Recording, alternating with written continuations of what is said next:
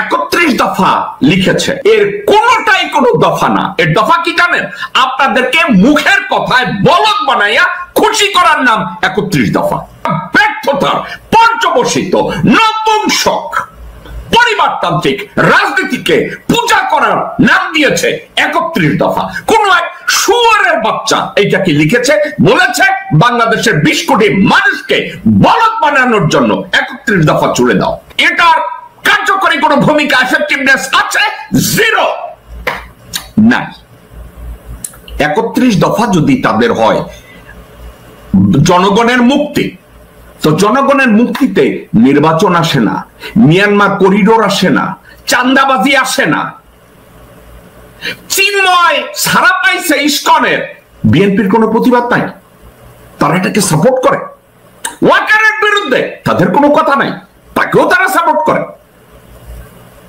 ভারত একের পর এক ভণ্ডামি, অত্যাচার, ধ্বংসযজ্ঞ চালাচ্ছে, কোনো কথা নাই, এক্ষেত্রেও তারা সাপোর্ট করে। এই মুহূর্তে বিএনপির রাজনীতি বিএনপির নিয়ন্ত্রণে নাই, রাজনৈতিক দর্শন পুরোপুরি ভারতের নিয়ন্ত্রণে। বিএনপির 2-3টা জিনিস, তাদের যেটা চাওয়া পাওয়া, এটাকে যদি ইমপ্লিমেন্ট করা হয় তাহলে এর বেনিফিশিয়ারি বাংলাদেশের 20 কোটি মানুষ না, আমার দেশমাতা বাংলাদেশও বেনিফিশিয়ারি না। তাহলে বেনিফিশিয়ারি কে? প্রথম বেনিফিশিয়ারি ভারত, দ্বিতীয় বেনিফিশিয়ারি বিএনপির পরিবারতান্ত্রিক রাজনৈতিক দলের নেতৃবৃন্দ। আপনারা ভুল শোনেন নাই, বিএনপির এই মুহূর্তে যদি নির্বাচন দেয় সবচেয়ে বড় বেনিফিশিয়ারি কে? ভারত। বার্মা করিডোর অর্থাৎ মিয়ানমারে যে হিউম্যানিটেরিয়ান করিডোর নিয়ে কথাবার্তা বলা হচ্ছে, এটা যদি হয় এর বেনিফিশিয়ারি নাম্বার 1 বেনিফিশিয়ারি ভারত। দ্বিতীয় বেনিফিশিয়ারি জিয়া পরিবার, স্পেশালি বেগম জিয়া পরিবার, রাষ্ট্রপতি জিয়ার পরিবার না। তাইলে হাবত 20 কোটি মানুষ, হাবত বাংলাদেশের জনগণ, হাবত তাদের চাও পাও, হাবত বিএনপির কর্মী, হাবত বিএনপির সমর্থক, হাবত বিএনপির কর্মী যারা পাট খেতে ধান খেতে ঘুমিয়েছে হাসিনার স্বৈরাচারের সময়, তাদের অবস্থানটা কোথায় যাবে?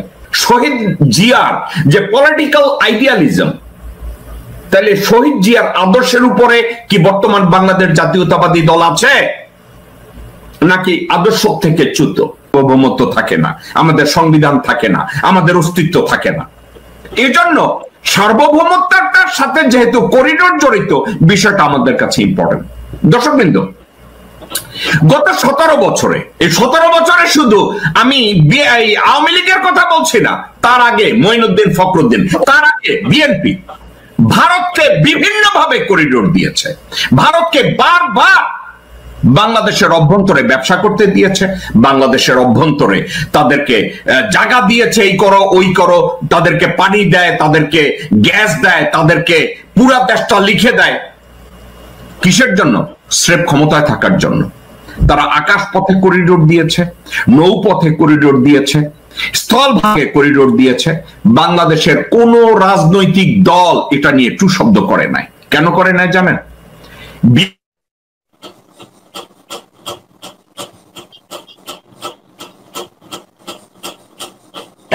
যে তোমাদেরকে সারা জীবন বাংলাদেশের রাজনীতিতে রিলেভেন্ট রাখবো, যেমন আমির খসরু মাহমুদ, যেমন ইকবাল হোসেন টুকু, যেমন মির্জা ফখরুল, মির্জা আব্বাস, আব্দুল আওয়াল মিন্টু। আওয়ামী লীগের নেতাদের নাম আর নেই না, কারণ ওখানে কম্বল বাঁচার মতো সরকার, ওদের দলীয় প্রধান থেকে শুরু করে সমর্থক পর্যন্ত তারা সবাই ভারত নীতিতে অটুট। ভারতের নীতি তাদের জন্য কোরআনের আয়াত। কোন মুসলমান ইমান নিয়ে আওয়ামী লীগ করতে পারে না। তো আওয়ামী লীগ নিয়ে আর আমি কথা বললাম না, এরা এই করিডোর নিয়ে কোনোদিন কথা বলে নাই। এখন যে মুহূর্তে ডক্টর মোহাম্মদ ইউনূস সিদ্ধান্ত নিয়েছেন রোহিঙ্গা সমস্যার সমাধান আমাদের করতে হবে, এত মিলিয়ন লোকজন আমাদের দেশে বসায় রাখা যাবে না, পরে আমাদের দেশের অস্তিত্ব নিয়ে টানন পোড়ন শুরু হবে। হাসিনাটার সলিউশন কি পাইছে আপনাদের মনে আছে?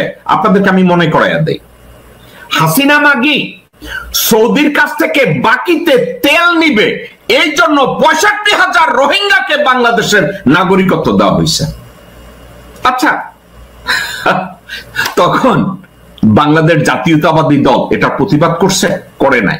আমি জেকব মিল্টন করছি, অনলাইন অ্যাক্টিভিটিসদের ভিতরে অনেকে করছে, কে আগে করছে কে পরে করছে, দ্যাটস দ্য ইস্যু। এটা নিয়ে প্রতিবাদ আমরা করছি, কারণ বাকিতে তেল পাওয়ার জন্য সৌদি আরবের কন্ডিশনে হাসিনা মাগি 65,000 রোহিঙ্গাকে বাংলাদেশের নাগরিকত্ব দিছে।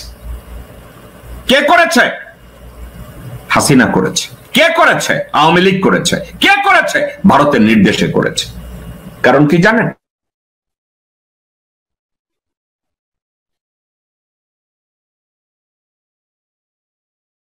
করেছে। আর কি করেছে? রোহিঙ্গাদেরকে বাংলাদেশ থেকে তাদের নিজেদের ভূমিতে ফেরত দেওয়ার জন্য না আওয়ামী লীগ, না বিএনপি, না জামাতে ইসলামী তাদের কোনো পরিকল্পনা নাই। এখন তাদের পরিকল্পনা নাই কেন জানেন? বিশ্ববাসী তাদের কারো কথাবার্তার দাম দেয় না, জাতিসংঘ তাদের কথার মূল্য দেয় না, আমেরিকা তাদের কথার মূল্য দেয় না, ইউরোপিয়ানরা তাদের কথার মূল্য দেয় না, তো তারা চায়না তাদের কথার মূল্য দেয় না এবং বিশ্বাসও করে না। এখন তাইলে বিএনপি এই রোহিঙ্গা সমস্যার সমাধান তারা করতে পারবে?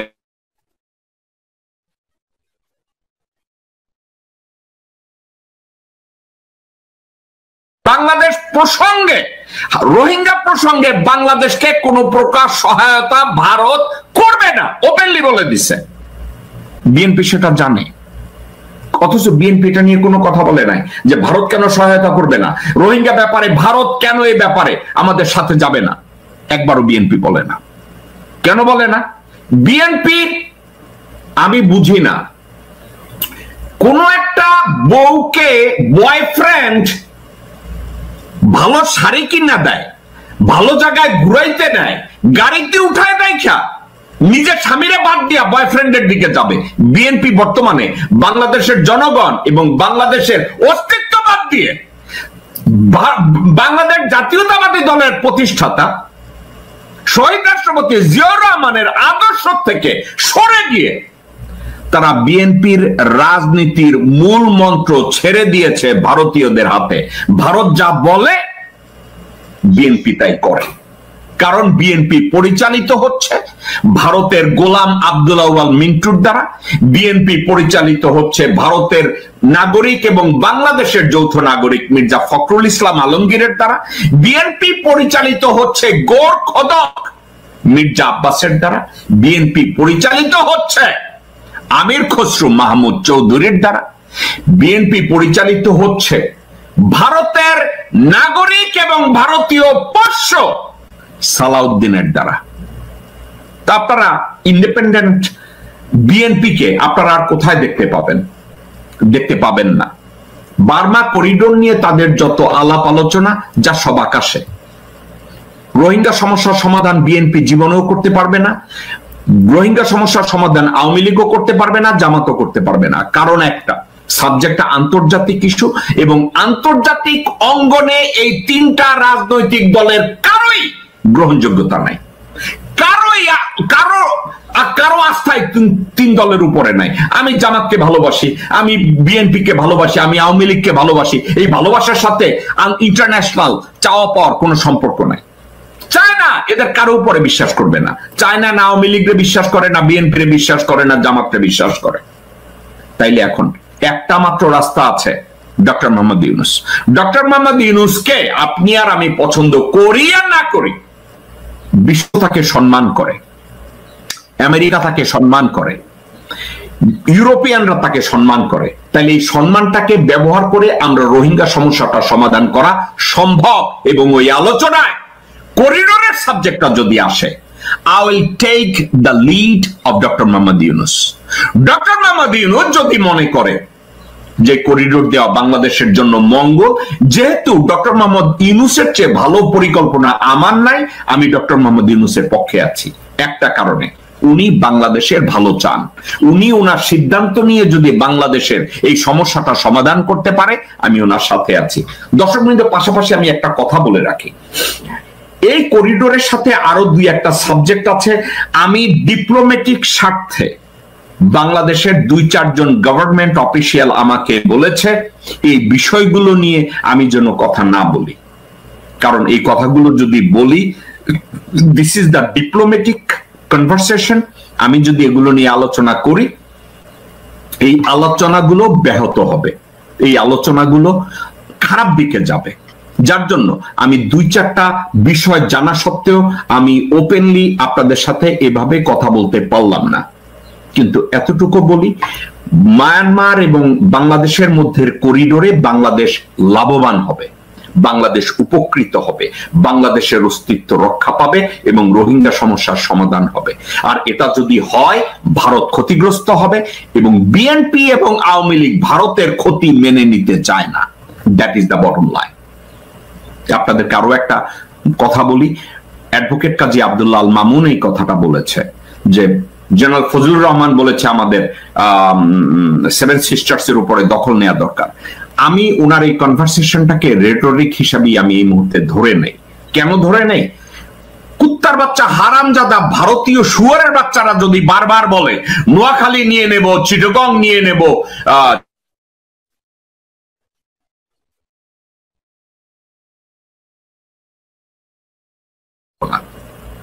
সর্বশেষ জেনারেল ওয়াকার, পলাশীর প্রান্তরে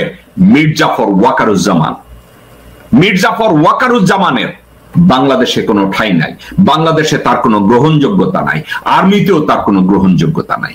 শুধু বসে আছে ওখানে এবং চুপ্প বসে আছে বঙ্গভবনে এবং তাদেরকে ক্ষমতায় রাখছে বাংলাদেশ জাতীয়তাবাদী দল, তাদেরকে ক্ষমতায় রাখছে আওয়ামী লীগ।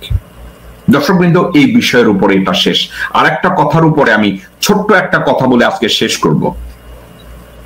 যেদিন হাসনাত আব্দুল্লাহ বলেছে যে ওয়াকার ডক্টর মোহাম্মদ ইউনূসকে সরকার প্রধান হিসেবে চায় নাই, যেদিন আসিফ মাহমুদ বলেছে জেনারেল ওয়াকার ডক্টর মোহাম্মদ ইউনূসকে সরকার প্রধান হিসেবে চায় নাই, আমি ওই দিন থেকে জানি যে হাসনাত আব্দুল্লাহ এবং আসিফ মাহমুদ ওদের জীবনের উপরে অনেক একটা হুমকি আছে। তাদেরকে মেরে ফেলার চেষ্টা করা হবে, তাদেরকে গায়েব করে দেওয়ার চেষ্টা করা হবে, তাদের বংশকে ধ্বংস করার চেষ্টা করা হবে। আজকের কথাটা কেন টানলাম? গতকালকের হাসনাত আব্দুল্লাহর উপরে আক্রমণ হয়েছে গাজীপুরে, তাকে মেরে ফেলার চেষ্টা করা হয়েছে, তাকে আহত করা হয়েছে। থ্যাংক আল্লাহ, আল্লাহ তাকে রক্ষা করেছে, আল্লাহ তাকে বাঁচিয়ে রেখেছে। আমি বাংলাদেশের প্রশাসন, স্পেশালি লেফটেন্যান্ট জেনারেল জাহাঙ্গীর এবং আসিফ নজরুল, আপনাদেরকে একটা কথা বলি। 1971 সালে 7 জন বীর শ্রেষ্ঠের কাছে বাংলাদেশ যেভাবে ঋণী, ঠিক সমানভাবে 2024-এর জুলাই বিপ্লবে বীর শ্রেষ্ঠ তাদের কাছে আমরা ঋণী। সেক্ষেত্রে হাসনাত আব্দুল্লাহ, নাহিদ, আসিফ মাহমুদ, আমি অন্য সবার নাম আমার মনে নেই, এদের কাছে আমরা কৃতজ্ঞ। এরা 22 শতাব্দীতে বাংলাদেশের জন্য বীরশ্রেষ্ঠ। এদের জীবনের উপরে যদি হুমকি দেয়া হয়, এভাবে প্রাণনাশের চেষ্টা করা হয়, আমরা জানি এর সাথে ডিজিএফআই জড়িত, এর সাথে আওয়ামী লীগ জড়িত, এর সাথে বিএনপির গুন্ডা পান্ডা জড়িত, এর সাথে ওয়াকারের ইন্ধন রয়েছে। হাসনাত আব্দুল্লাহকে আমি বলবো,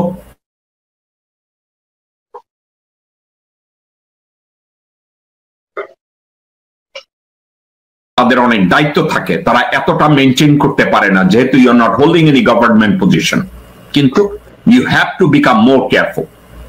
Asif Mahmud, you have to become more careful too. Nahid, you too. আপনাদের উপরে যেই হত্যার হামলা হয়েছে আমি নিন্দা জ্ঞাপন করছি।